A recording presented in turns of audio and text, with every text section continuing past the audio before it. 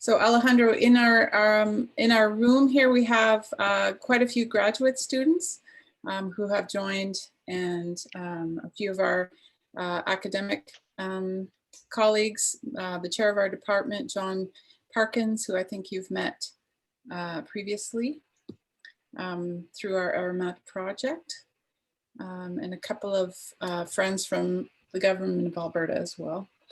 Okay. So why don't I get started?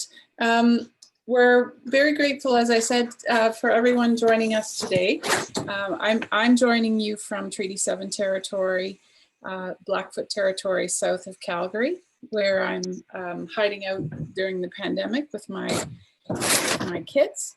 And certainly this is a very difficult time in Alberta, and hearts go out to all of you who may have family and friends who are continuing to struggle with the COVID-19 impacts here in Canada or internationally.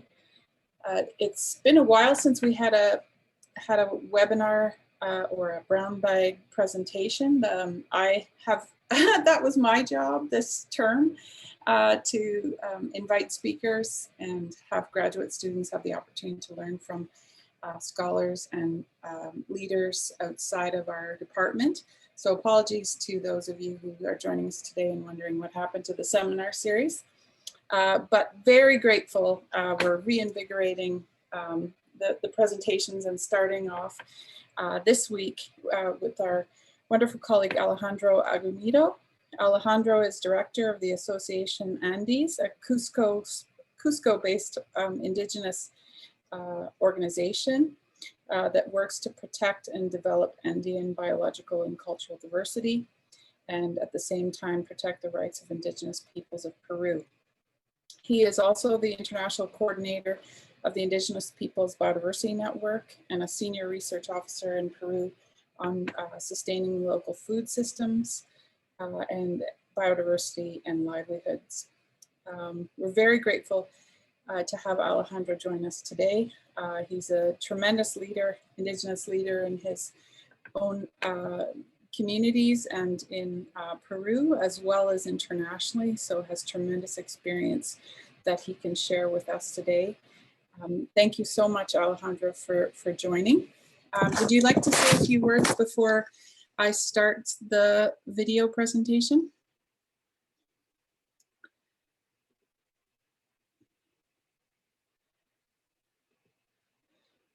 If not, I will share my screen. What we're doing is replaying an existing presentation that Alejandro gave, and it most of you have not seen it before, but what we'll do after the presentation is have a discussion and question answer period.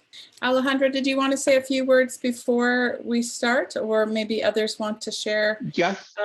Okay, great. Okay, apologies, my microphone was mute. Thank you for the opportunity, the invitation to be with you, share my experience on building what we call food neighborhoods or communities based on food traditions that look the future with optimism.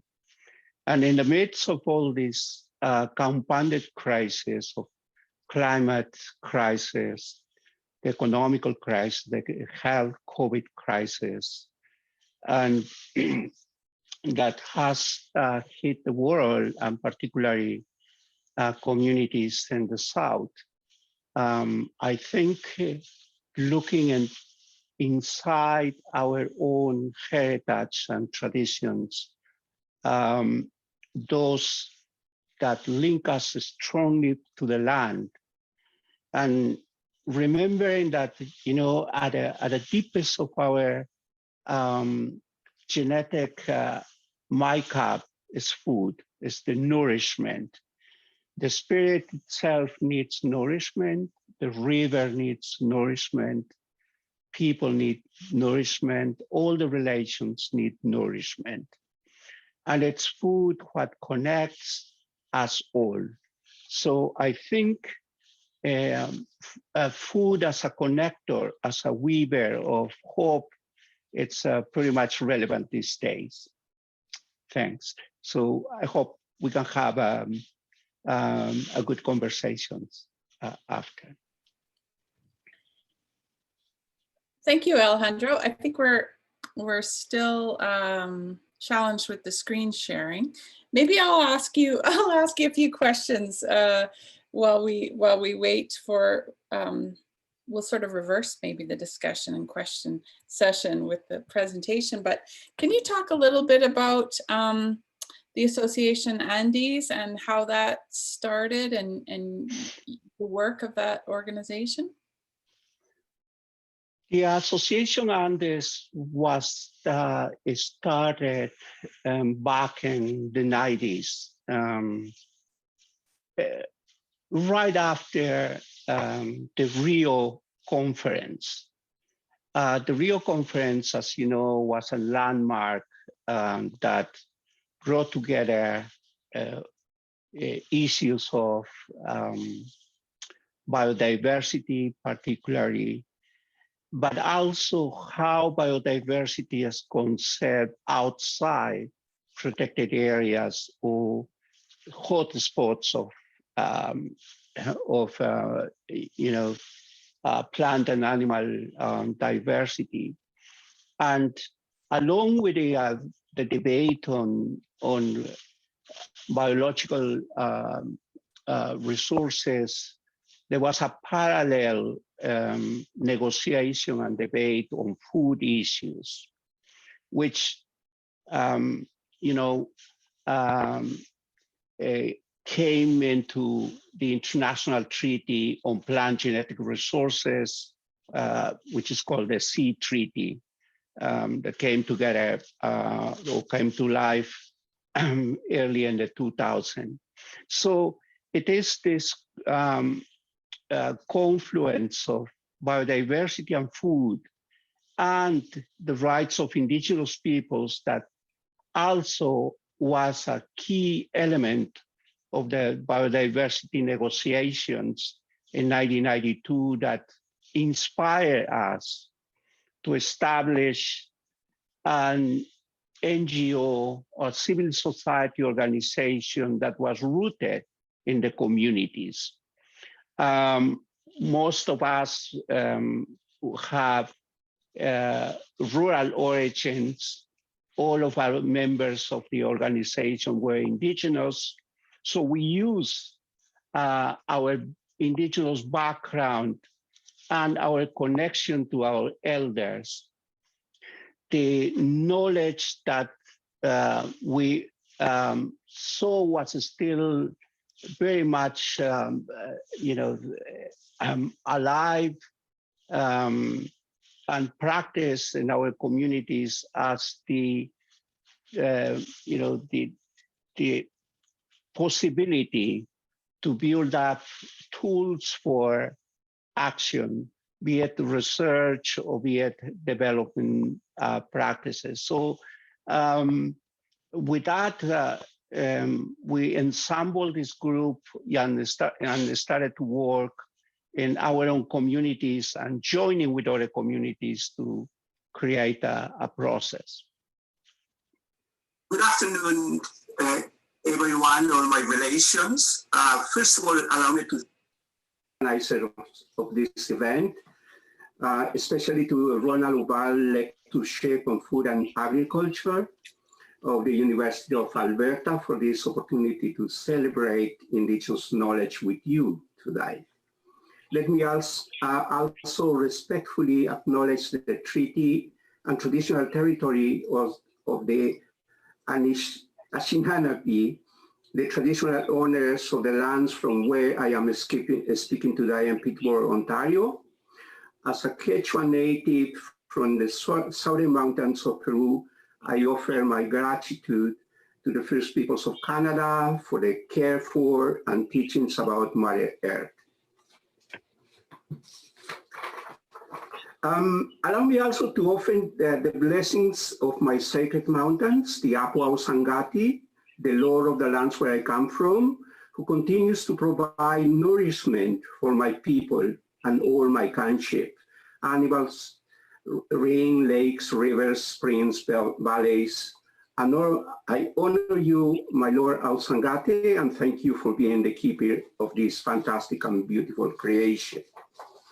I also want to acknowledge the challenging times that we are living. The pandemic continues to strain individuals, families, and communities across the globe, especially our Indigenous brothers and sisters who already experienced poor access to healthcare, lack of access to essential services, sanitation, and other key preventive measures.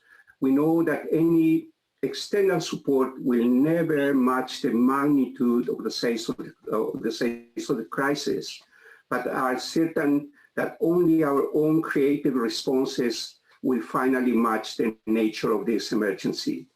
In all this, I honor especially our elders who have left us, but have entrusted with us with the responsibility of carrying on the ancient teachings about the value of indigenous knowledge to build resilience, knowledge which is akin to the artistry of the weaver bird. Only the continuing crafting of solidarity and reciprocity will help us to create a resilience that will pull out of this unprecedented situation. Now, with your indulgency, please allow me to ask for a minute of silence to honor these lives and all indigenous and non-indigenous lives we have lost to this pandemic. Please allow me 1 minute of silence.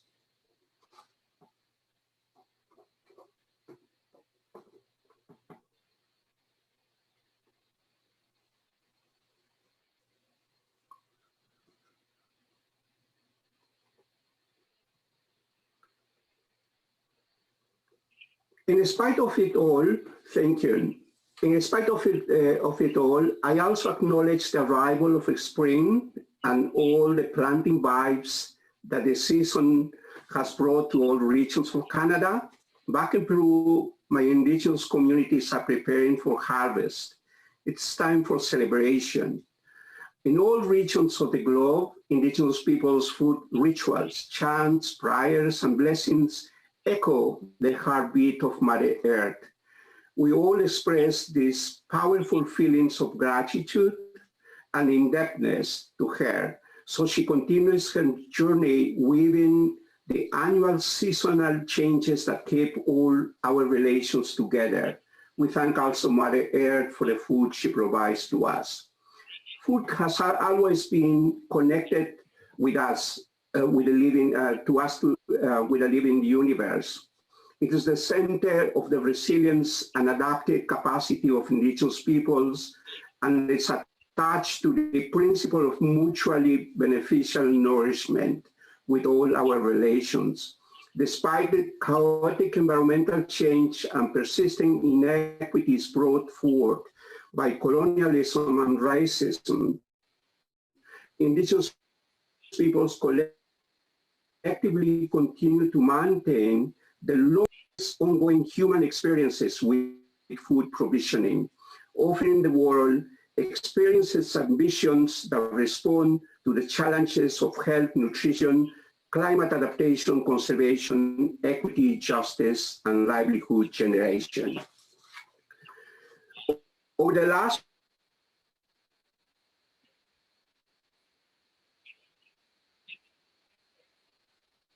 for months, the webinars that the Amarat Initiative have gifted us with inspirational indigenous initiatives across continents. And we have learned how these unique perspectives are key to further adjust, resilient, and equitable biodiversity conservation and health and well-being of indigenous peoples. For the super work they have done, bringing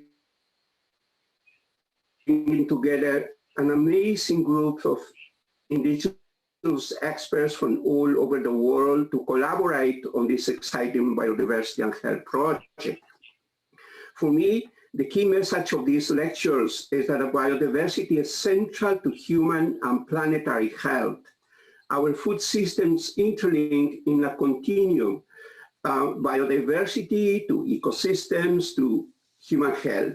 This means that there is an intimate connection between the soil, agrobiodiversity, and the interrelations of cultivated and wild plants and animals. This is the type of agriculture and food systems that indigenous peoples practice, from Patagonia, from the Pacific to the Amazon. In all these places, indigenous peoples' histories are intimately linked to food. We are peoples that trace our origin to crops. We are maize people, we are potato people, we are cassava people, and so on. Our connections are so old as our practices. For example, in 2010, about 140,000 burnt quinoa seeds were discovered in Brantford, Ontario, as archaeologists were conducting a routine survey at a construction site. This quinoa are 3,000 years old and demonstrate that the quinoa hype or the white folks of these days are just an old tradition shared by indigenous peoples of Canada and the Andes. And while this biodiversity is being eroded globally in favor of a globalized industrial food system through monoculture, unity, and corporate power that promotes false technological solutions, and for many is responsible for the COVID-19 pandemic, as the Amaranth series have shown us, indigenous peoples can lead the way forward in building a food system that responds to the needs of human and planetary health. One that emerges organically from the bottom up and is defined by the thousands of years of lived experience of indigenous peoples who are the first farmers of the world. As an example of this, allow me to share with you the experience of the communities of the Park in Cusco, Peru, an association of 6 communities I closely work with, who are forging a concerted process of radical change through reestablishing an indigenous Quechua territoriality as a food neighborhood. But firstly, allow me to tell you about my ancestors. As many other native people of the continent were proud descendants of an ancient indigenous civilization. The communities of the Potato Park are descendants of the Incas, who are recognized master builders and land planners, creators of an exceptionally sophisticated mountain agricultural system. The Incas built terrace farms on the mountainsides, and the crops were carefully chosen to thrive in the average temperatures for different altitudes and irrigated with sophisticated waterworks. The communities of the Potato Park are continuing these practices, which we consider key to ensure the viability of agriculture in the future. The current health, climatic, food, and economic crisis we are facing, particularly in the global south, underscore the critical importance of indigenous models of agrobiodiversity conservation for responding to large crises such as the COVID-19 pandemic. In many regions of the world, especially in those recognized as centers of diversity, indigenous peoples and the small-scale farmers have been the least impacted by the pandemic. This highlights the fact that the health, food, and livelihoods strategies of communities in these areas are closely woven with the genetic diversity they conserve on the farms and landscapes and are effectively deployed to respond to this type of crisis. In places such as Peru, an important centers of domestication and diversity, in situ conservation strategies have allowed local indigenous farmers to build resilience through sustainably producing plenty of diverse, nutritious, and healthy food with little external inputs for centuries, helping to ensure local food security and livelihoods. The Potato Park in Cusco, Peru is an illustration of this. It conserves the largest in situ diversity of potato in the world. In the past, this crop saved Europe from famine, and today is the third most important food crop in the world. The potato park was established in early 2000 by 16 indigenous Quechua communities in the Sacred Valley of the Incas in Cusco, Peru, to celebrate its rich potato diversity. The over 5,000 inhabitants of the park occupy an area close to 10,000 hectares in a high mountain ecosystem that is considered a secondary center of domestication of potato. The lands are ancestrally owned and collectively held and managed by the communities as a single unit using a formal land association arrangement. Potato is a charismatic species that acts as a unifier of the communities and represents its most precious biocultural heritage. This focus on the potato as a cultural symbol has been key to the efforts to maintain the close to 1,400 potato varieties that the communities hold. The potato park biocultural heritage approach was modeled following the structure of Andean Ayllu, a traditional territorial arrangement representing three interconnected, mutually supportive spatial and temporal dimensions: people, nature, and secret. Achieving a sustainable balance between the aspiration of these three universes is called summa causae, or holistic living, and it is the ultimate goal of the Ayllu system.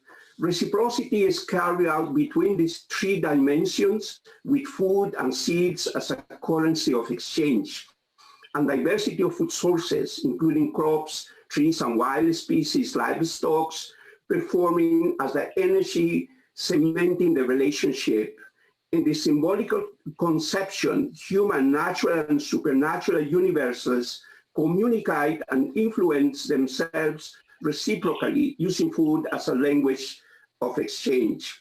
The Ayllu approach has also provided a framework for the creation of benefits associated to the conservation and livelihoods. These benefits have local and global dimensions and are captured from each one of the components of the Ayllu, the Saiha, Auki, and Runa, and the interactions.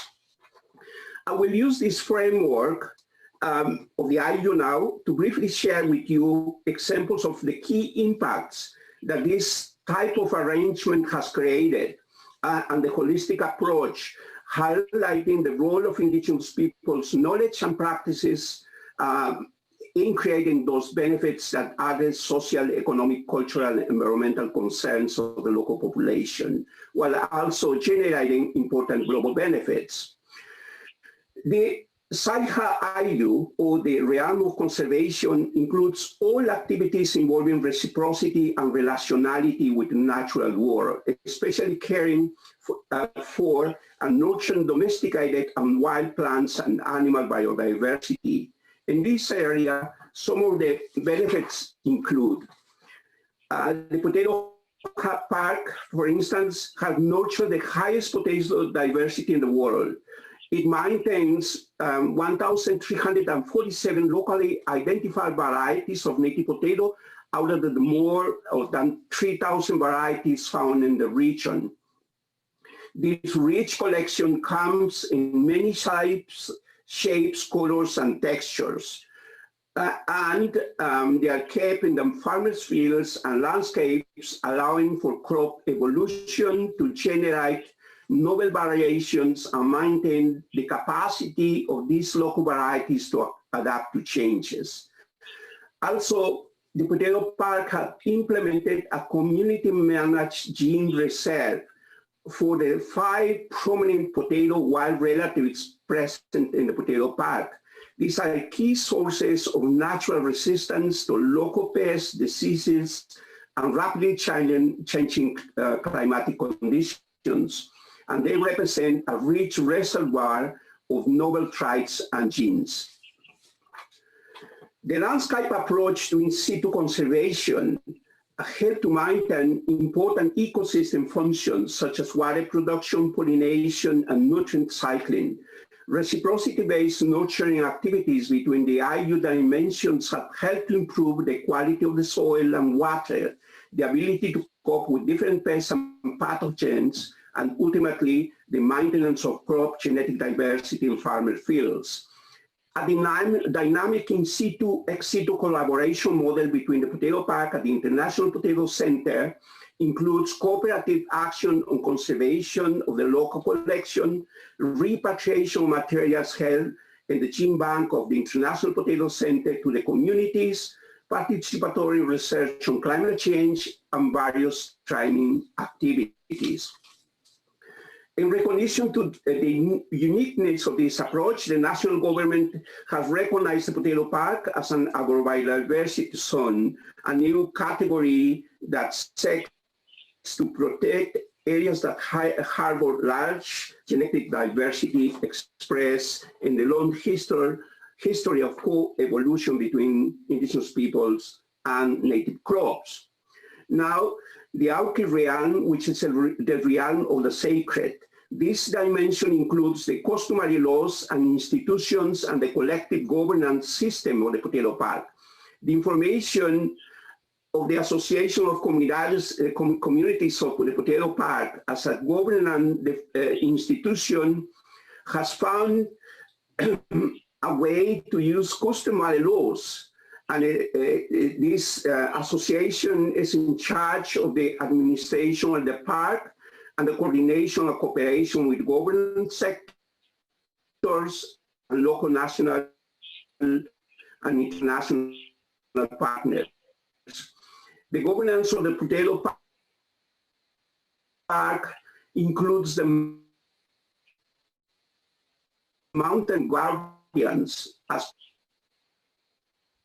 parties, especially on decision alone. Human actors in the governance of the Potato Park has enhanced the cultural identity and class attachment, generating culturally bound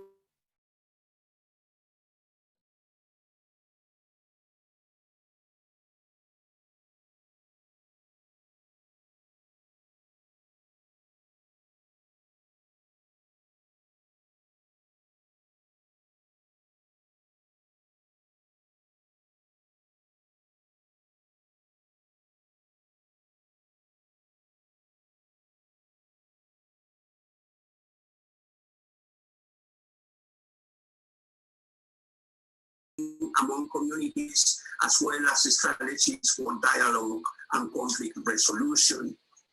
Customary laws have been the source of biocultural rights approach, which has helped to support policy development of biocultural landscapes, biocultural heritage indications, and collective trademarks, an intercommunity benefit sharing protocol, traditional knowledge database about local potato taxonomy, molecular information, and native crops, traditional knowledge and uses.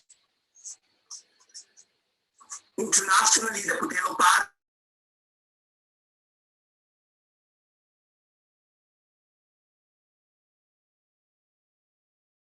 treaty and made a deposit to close to 1,000 accessions to the Svalbard seaboard in Norway, and as insurance against them by climate change. Finally, all this experience has been systematized and used in the development and implementation of pluriversity on indigenous food systems and biocultural landscapes, which focuses on intercultural education, creation of new knowledge, and evidence based on building bridges among indigenous knowledge and science. Now the Luna-Ayu, the realm of the humans. This dimension includes all the productive and economic activities of the communities, as well as the management of biocultural assets considered domesticated, from plants to animals to water to rocks. And the potato had strengthened traditional indigenous agri-food systems, which has resulted in a more resilient production system that focuses on producing diverse, nutritious, and healthy food. In the last 15 years, the potato park communities have increased food production by better managing the prevention and eradication of pests, preserving and rebuilding traditional agricultural structures such as terraces and irrigation systems. A local seed bank conserving the local collection has been built with support of the benefit sharing fund of the international treaty, and is managed along with an emerging community seed enterprise that aims to provide highly quality potato seed to communities and farmers in the region. The key activities of the park has been the stimulation of economical regenerative activities to implementation of agrobiodiversity-based micro-enterprises, which includes potato-focused restaurant, which promotes local culinary traditions, marketing of potato-based natural products, including for health, personal care, and in implementing a vibrant agro-ecotourism program, among others. Development of new biocultural innovation has been also the focus of the new approach, including natural products based on agrobiodiversity and the integration of technological developments such as wireless technologies and solar energy to improve the efficiency of the traditional system. The use of collective trademarks and biocultural indications has helped to increase the marketing of local products and allow the recognition of the indigenous biocultural identity. Out-migration in the potato park is low. On the contrary, because of COVID-19, the number of urban dwellers returning to the communities in search of food, health, and livelihood has increased dramatically over the years.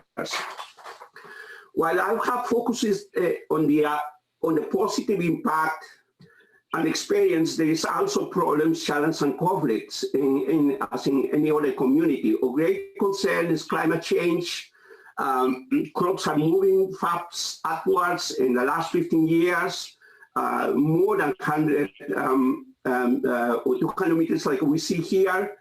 Also, agricultural and development policies are driving genetic erosion, including the introduction of modern crop varieties, promotion of mining activities, which force changes in land use and the destruction or fragmentation of habitats. In closing, allow me to highlight again that the biocultural heritage approach to in situ conservation of the potato park has been effective in catalyzing the great respect that Quechua people have for nature and its elements into an effective conservation and restoration model of genetic diversity of the potato. It shows how indigenous cosmologies can be used as paradigm of holistic sustainable development.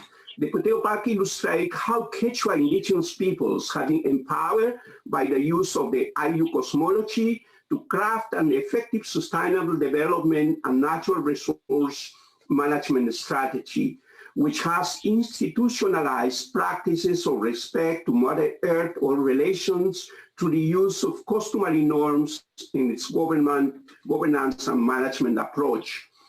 The potato park model demonstrates that indigenous peoples can improve the well-being, ecosystem, food, health security, etc., upholding the biocultural rights and achieving economical security while maintaining a reverence for and reciprocity with Mother Earth.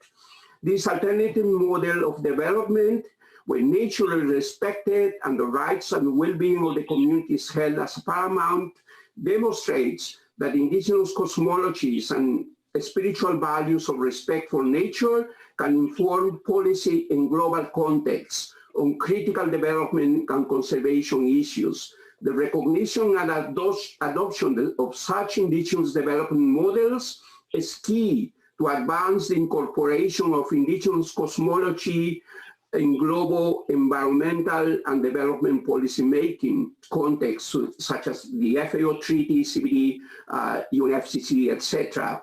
as an alternative paradigms to be institutionalized if environmental sustainability is to be secure while continuing to support economical goals through natural resource extraction.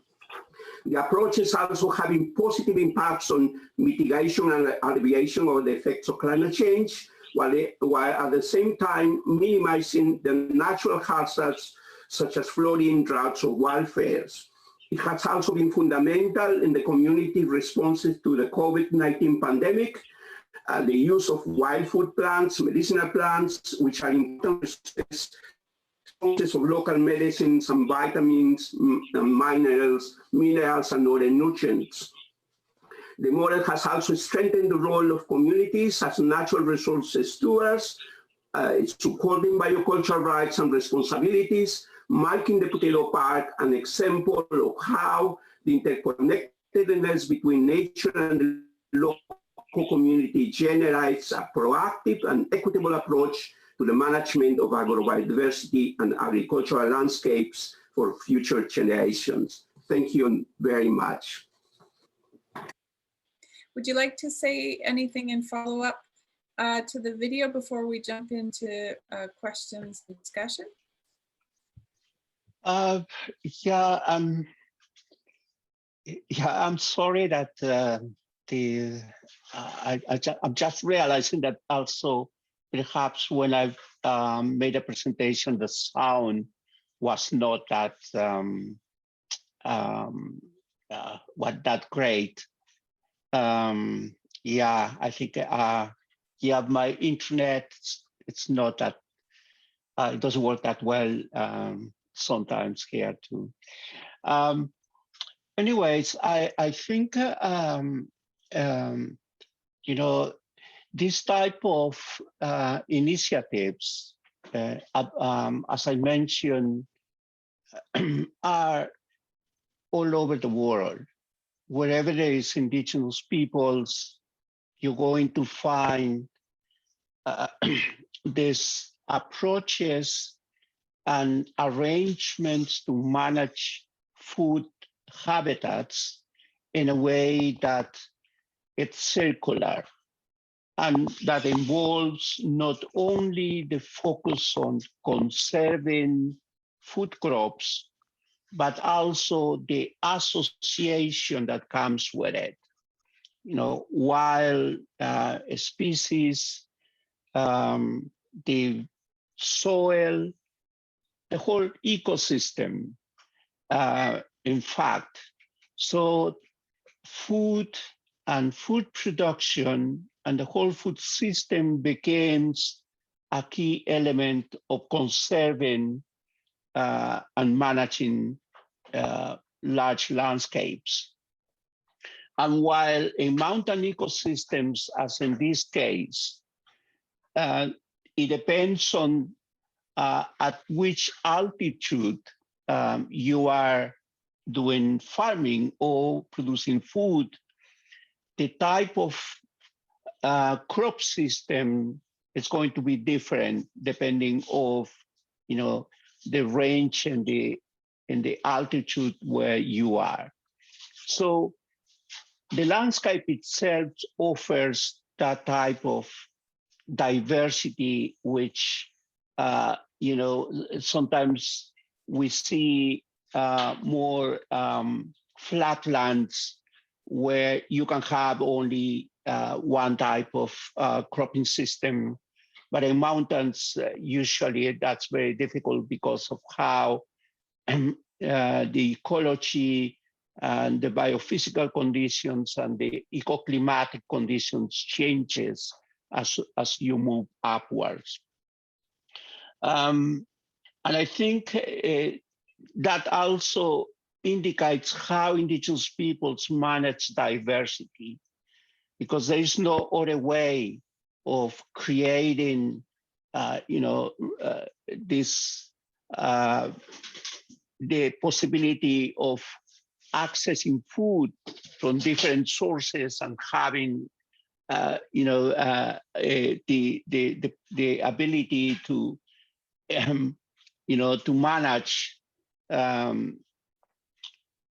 different types of land,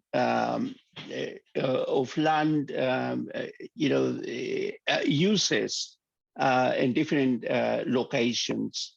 And the knowledge becomes more complex for that same situation, because you have to be in different habitats, perhaps in the same day, manage different types of cropping systems with different pressures in terms of soil radiation, water availability, temperature. And that's what makes indigenous knowledge, very rich in terms of managing complexity. And that, I think, it's similar from the Arctic down to Patagonia, through the Amazon, to throughout North America, Central America, and South America. So we still have those systems functioning. Those systems are still very vibrant and requires support, especially in these times where technology has driven us into disconnection from the land, where we think that industrial food production is the most appropriate way to feed the world. But we are forgetting that it's diversity, it is this interconnection, the connectivity that is necessary for the function of the ecosystem that makes sure that food and the function and the structures of our ecosystem is necessary. So indigenous knowledge is key in many regards, and I think this is a takeout from this experience, and my appreciation also to all the presentations you done through the winter and towards the spring, because it was very rich. I learned a lot, and I think very inspiring. Thank you. Thank you so much, Alejandro. We have time for a few questions. I'm going to shut my video off because I'm cutting in and out a little bit. But questions, jump right in if you have a question or a comment for Alejandro.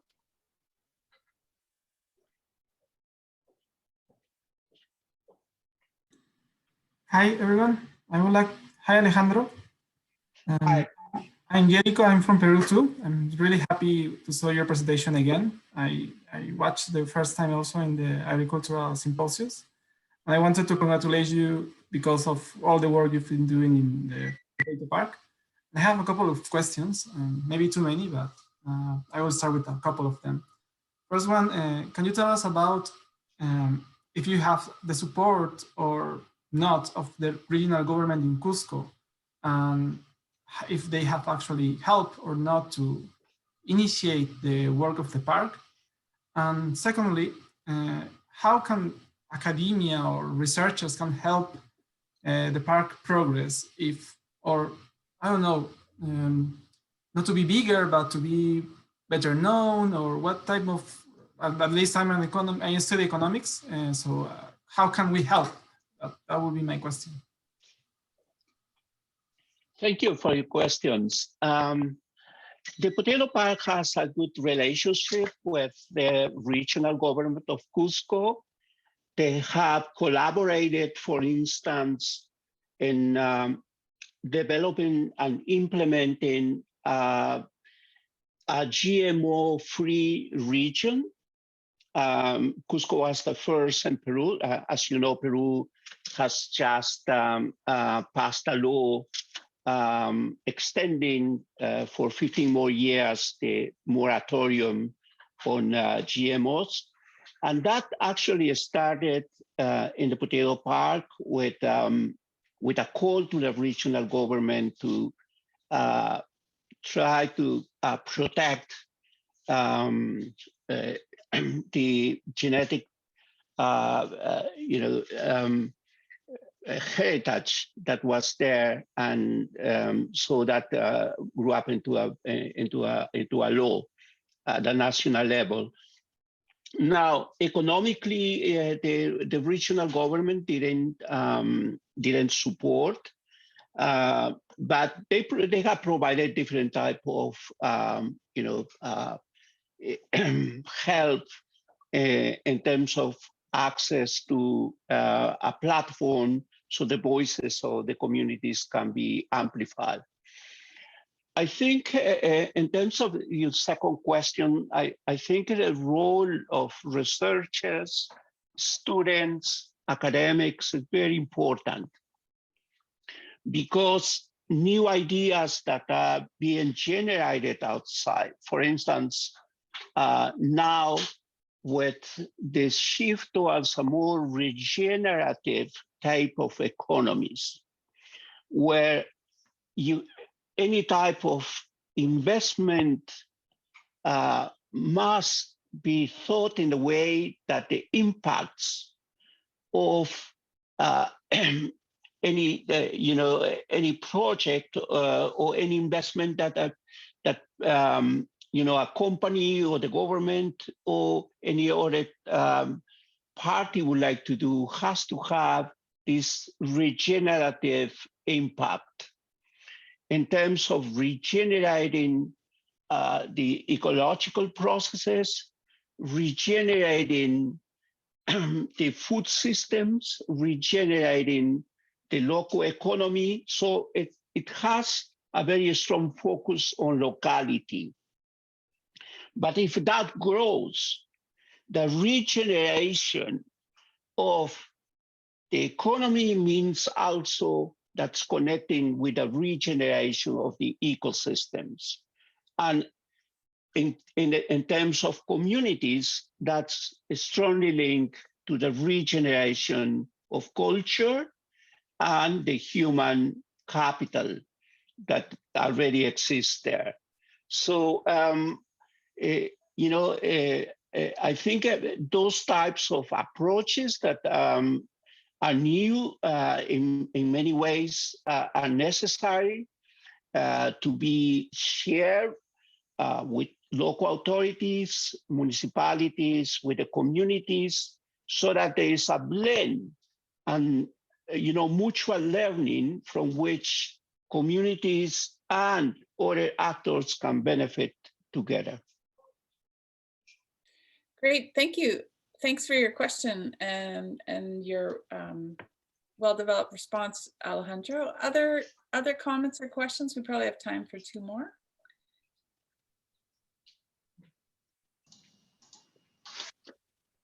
Hello, Alejandro. It's okay. Can I ask a question, Brenda? Yes, go ahead, and then I see Juan's hand up as well. Oh, sorry about that. Thanks. Hi, Alejandro.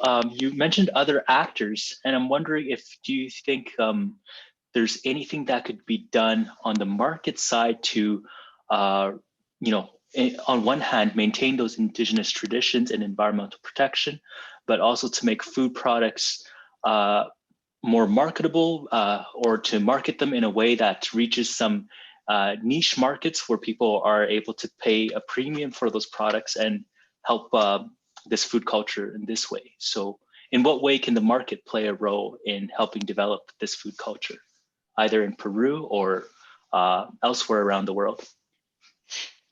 I think that's a very important question, and one that we have a struggle all the time, because as you know, how the market operates, it kind of limits the participation of communities in many ways. To begin with, we have to recognize that at the community level, there is different types of economies on play. there is not just the type of monetary economy that is dominant in urban areas that operates at a community level. You're going to find also non-monetary transactions, a very strong non-monetary economy that's based in ecological principles. And those are very much linked to food systems because the exchanges of seeds, the exchanges of knowledge and techniques is done without any type of money as the currency of exchanging those goods. So there is many services and goods that are very important for the survival of the community and the well-being that are not necessarily monetary, but work alongside the monetary economy. So when investing and creating new products, one has to be mindful of not destroying a very important element of the community in terms of managing the ecological economy. But nonetheless, I think there is niches that can be covered, but for that, unfortunately, how the economical system works, it doesn't provide the space for the communities to have the opportunity or the ability to create those type of or package those type of products that could be niche, like say, how do you? We try to use potatoes and cocoa beans to make what we call choco potato. And that because wherever you have flour, any kind of carbohydrate, you can mix it with other things and develop a product. Also, there is a tradition of fermentation, and fermentation by itself, it has value. It's an old tradition that could be like, say, if you make powder already fermented, and you can make any type of product for kids, for babies, then it becomes very valuable. You can make products for care, like soaps or toothpaste out of potato, or solar blockers. There's many things one can do, but how do you protect that? Once like you do the product, you're gonna have other people appropriating it.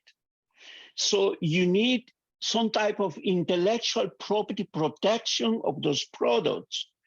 We did try to do a couple of things, and they were very fast taken away. And so the investment the communities do kind of is lost because the radio of market, it's very limited because of lack of protection. Other people outside the community will use the same type of process and produce cheaper, and then you lose that type of association. So we went in another way, like looking more at how we use, a type of identifier where the potato symbol could be used as kind of providing some type of identity to products which would be associated to the park.